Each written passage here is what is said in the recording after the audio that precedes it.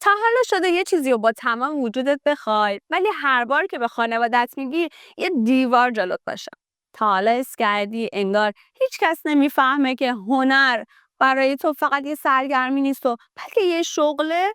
اگه الان دقیقاً تو این شرایط هستی فقط یه چیزی بهت میگم: این ویدیو رو تا آخر ببین، چون بهت میگم چجوری بدون دعوا، بدون بحث و با منطق خانوادت رو قانع کنی که آرتیست بودن یعنی کار، یعنی درآمد، یعنی آینده.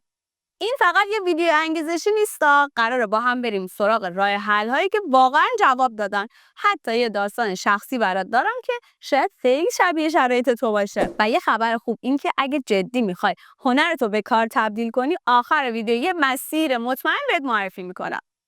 خب بریم سراغ موضوع امروز. خیلی از ماها یه جمله مشترک رو شنیدیم: هنر خوبه ولی در کنارش یه کار درست و حسابی هم داشته باش، یا کنار درست هنر رو ادامه بده.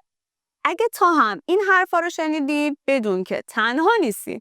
خیلی از هنرجوهای دوره جامعه هنرمند دیجیتال ما هم با همین دغدغه سر کلاس اومدن، اما حالا دارن پروژه میگیرن و مستقل شدن. یادم یکی از هنرجوهام، فاطمه، با کلی استرس وارد دوره شد.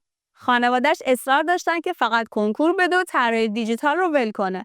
اما بعد از 5 ماه آموزش و تمرین اولین پروژهش رو گرفت و با همون درآمد تونست برای خودش قلم نوری بخره. الان خودش کارفرماست. وقتی یه خانواده ببینه که تو میتونی درآمد داشته باشی، خیلی راحت‌تر باور میکنه که آرتیست بودن فقط یه فاز نیست، یه شغله. خب حالا چجوری خانواده و اطرافیانت رو قانع کنی که شغل هنری مثل بقیه مشاغل مهمه؟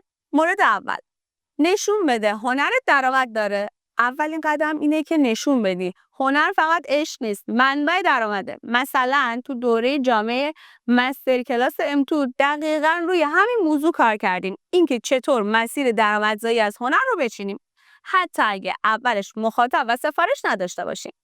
اما مورد دوم اینه: با زبون خودشون حرف بزن. اگه پدرت با عدد و رقم قانع میشه، بهش نشون بده که یه پروژه ساده طراحی کاراکتر میتونه از 2 میلیون تا 100 میلیون برات بیاره. اگه مادرت دنبال امنیت شغلیه، براش بگو که هزاران طراح فریلنسر ایرانی الان دارن بدون رئیس تو خونه پول در میارن. مورد سوم: مقایسه نکن و درک کن. بدترین کار اینه که بخوای دعوا کنی. درکشون کن، اونا نگرانن، ولی نگرانی نباید مانع بشه، باید راه تبدیل بشه. اگه الان داری این ویدیو رو میبینی و دنبال راه قانع کردن خانوادتی، یه پیشنهاد دارم: بشین و براشون یه پلن بشین. یعنی بگو من میخوام طی 3 ماه این مهارت رو یاد بگیرم، ماه 4 این پروژه رو بگیرم و تا 6 ماه بعد بتونم درآمد ثابت داشته باشم. اینطوری نگاهشون از رویا به واقعیت تبدیل میشه. یادت نره هیچ کس تو این دنیا نمیاد بهت رویات رو تقدیم کنه. باید بجنگی براش، نشون بدی که جدی و از همه مهمتر به خودت باور داشته باشی، حتی وقتی هیچ کس باور نداره. من از صفر شروع کردم، هیچ کس نمیدونست دیجیتال آرت کیه، ولی با پشتکار این مسیر رو شروع کردم و الان با دوره‌های آموزشی که داریم، هنرجوهامون دارن تو بازار بین‌المللی کار میکنن. این یعنی میشه. یه روز پدرم گفت الهی خسته نمیشه انقدر پای لپتاپتی؟ خب یه کار ثابت پیدا کن. ولی وقتی اولین درآمدم رو دیدن، الان خودشون از کارم خوشحالن. پس عزیزم، اگه تو هم توی این مسیر قانع کردن و خانوادت گیر کردی، این ویدیو برای توه. تو حق داری هنرتو به یک شغل تبدیل کنی. تو حق داری با عشق پول در بیاری. تو حق داری که مسیر متفاوتی انتخاب کنی و بدرخشی. اگه تا اینجا این ویدیو دیدی، یه چیز قطعیه: تو فرق داری.